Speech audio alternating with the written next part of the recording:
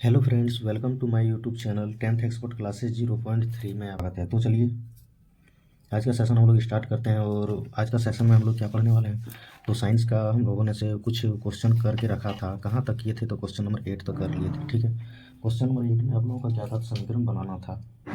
और अब हम लोग क्वेश्चन नंबर 9 करने वाले हैं।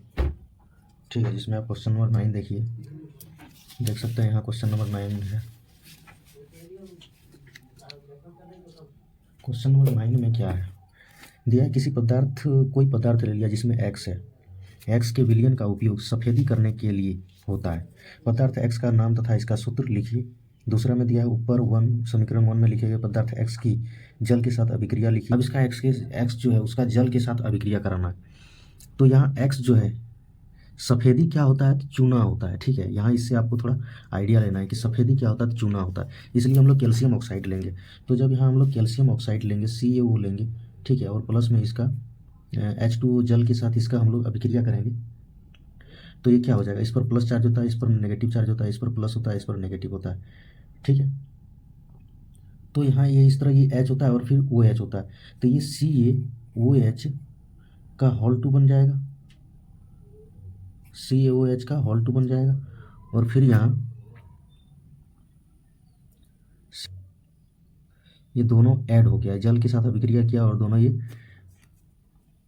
वो एच यहाँ यदि दे दिए, वो एच यहाँ एच भी 2 हो गया और वो एक था, यहाँ भी एक था। तो ये दोनों मिलकर क्या हो गया, बिना बुझा हुआ चूना बन गया। वही यहाँ दिया है कि बिना बुझा हुआ चूना एक्स की जल से अभिक्रिया कीजिए। तो 1 में जो है एक्स का नाम क्या है, बिना बुझा हुआ चूना कैल्शियम ऑक्साइड, और बुझा हुआ चूना क्या होता है, कैल्शियम हाइड्रोक्साइड। ठीक है, तो इसमें ये दोनों इसका निकल गया। इसमें एक्स की जगह क्या रखना है, कैल्शियम ऑक्साइड, और इसका H2O के साथ अभिक्रिया करके इसको फार्मूला निकाल देना है। और एक्स का यह मान तो CaO हो गया। अब क्वेश्चन नंबर 10 में देखिए, 10 में क्या दिया है कि कुछ दिनों तक खुला रखने पर चांदी की वस्तु काली क्यों हो जाती है, संबंधित परिघटना का नाम बताइए। अब हम लोग तो इसमें देखे भी हैं कि जो चांदी की वस्तु होती है वह संक्षारित होकर काली हो जाती है। क्यों हो जाती है, धातुएं जब चारों ओर की वस्तुएं जैसे नमी, अम्ल, गैस आदि से अभिक्रिया करती है तो संक्षारित हो जाती है। इस परिघटना को संक्षारण कहते हैं। किसके किसके किसके किसके संपर्क में, तो नमी, अम्ल और गैस के संपर्क में यह आकर उससे अभिक्रिया जब होती है इसकी, तो उस टाइम जो होता है यह संक्षारण हो जाता है। जैसे लोहे में कैसे होता है, उसमें हवा एवं नमी के संपर्क में आकर वह संक्षारित हो जाता है। ठीक उसी तरह इसमें क्या क्या आया, नमी है, अम्ल है और गैस है। ये सबसे आकर इसके इसके इन सभी से अभिक्रिया करके क्या होती है, संक्षारित हो जाती है। ठीक है, तो इस तरह ये संक्षारण होता है। चांदी ऑक्सीजन के साथ अभिक्रिया करके सिल्वर ऑक्साइड, ऑक्सीजन के साथ ये अभिक्रिया करके सिल्वर ऑक्साइड की परत बनाती है जो रंग में काला होता है। तो ये आपको जो है कुछ आप इस तरह देखिए, यदि आप अपने से बना सकते हैं तो ठीक है, नहीं तो फिर इसमें आप 2-4 बार पढ़िए, इसको आपको आराम से ईजिली याद हो जाएगा। कोई भारी वर्ड इसमें नहीं लिखा हुआ है, इजी से आप इसको याद कर सकते हैं। ठीक है, अब श्वसन अभिक्रिया देखिए। श्वसन को ऊष्माक्षेपी अभिक्रिया क्यों कहते हैं, वर्णन कीजिए। श्वसन को ऊष्माक्षेपी अभिक्रिया 2 कारणों से कहा जाता है। पहला, श्वसन क्रिया में होने वाली अभिक्रिया में ग्लूकोज ऑक्सीजन से संजो कर CO2 और जल बनाता है। ग्लूकोज क्या होता है, C6H12O6 होता है। ठीक है, वह जो है ऑक्सीजन के साथ अभिक्रिया करके क्या बनाता है, CO2 बनाता है और H2O बनाता है। दूसरा में दिया है कि इस अभिक्रिया में ऊष्मा ऊर्जा मुक्त होती है। इस अभिक्रिया में जो है ऊष्मा और ऊर्जा मुक्त होती है। अब क्वेश्चन नंबर 12 देखिए, यहाँ तक ही बताया था मैं इसको। हाँ ठीक है, अब क्वेश्चन नंबर 12 में दिया है कि उन वियोजन अभिक्रियाओं के एक एक समीकरण लिखिए जिनमें ऊष्मा, प्रकाश एवं विद्युत के रूप में ऊर्जा प्रदान की जाती है। तो पहला इसमें क्या है, ऊष्मा द्वारा वियोजन। ठीक है, ऊष्मा द्वारा वियोजन, इसमें जब हम वियोजन अभिक्रिया का समीकरण लिखने वाला है जिसमें प्रकाश विद्युत के रूप में ऊर्जा प्रदान होती है, तो इसमें जो एग्जाम्पल लिया है, क्या लिया है, लेड लिया है। Pb क्या होता है, लेड होता है। और NO3 क्या होता है, नाइट्रेट होता है। ठीक है, PbNO3 का होल 2 दिया है जिसको हीट करने पर ये Pb मतलब लेड ऑक्साइड बनाता है और फिर नाइट्रेट बनाता है। और O2 जो है ऑक्सीजन बाहर होता है। ये नाइट्रोजन डाइऑक्साइड इसको बोलते हैं, इसको लेड नाइट्रेट बोलते हैं। Pb यहाँ क्या है, लेड, और वो क्या है, ऑक्साइड। सब लिखा हुआ है इसमें। ठीक है, इसकी अभिक्रिया आप देखिए इसमें। उसके बाद बी नंबर में क्या दिया है कि प्रकाश के द्वारा वियोजन, मतलब AgBr,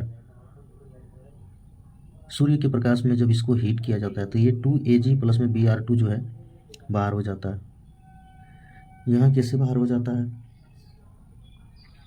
तो Ag यहाँ अलग हो गया और Br2 जो है ये गैस बन के बाहर हो जाता है। Ag जो है सॉलिड है, इस पर प्लस चार्ज होता है, इस पर नेगेटिव चार्ज, इससे प्लस एक जगह रह जाता है और हीट करने पर ये नेगेटिव वाला बाहर चल जाता है। तो इस तरह Br2 जो है ब्रोमाइड इसको बोलते हैं, ब्रोमीन, ये ब्रोमीन बाहर हो जाता है, इसको सिल्वर बोलते हैं। ठीक है। सी में दिया विद्युत द्वारा वियोजन, यदि H2O को, लिक्विड को हम यदि विद्युत में प्रवाहित करते हैं तो वो हाइड्रोजन गैस और ऑक्सीजन, एनोड कैथोड इसको बोला जाता है। हाइड्रोजन को एनोड मतलब ये प्लस चार्ज में आता है, ये नेगेटिव चार्ज में आता है, इसलिए इसको कैथोड बोला जाता है। तो इस तरह करके आप लोगों का क्या है, इसमें हाइड्रोजन और ऑक्सीजन H2O से बाहर हो जाता है। ठीक है। अब क्वेश्चन नंबर 12 हो गया। उसके बाद आप क्वेश्चन नंबर 13 को देखिए।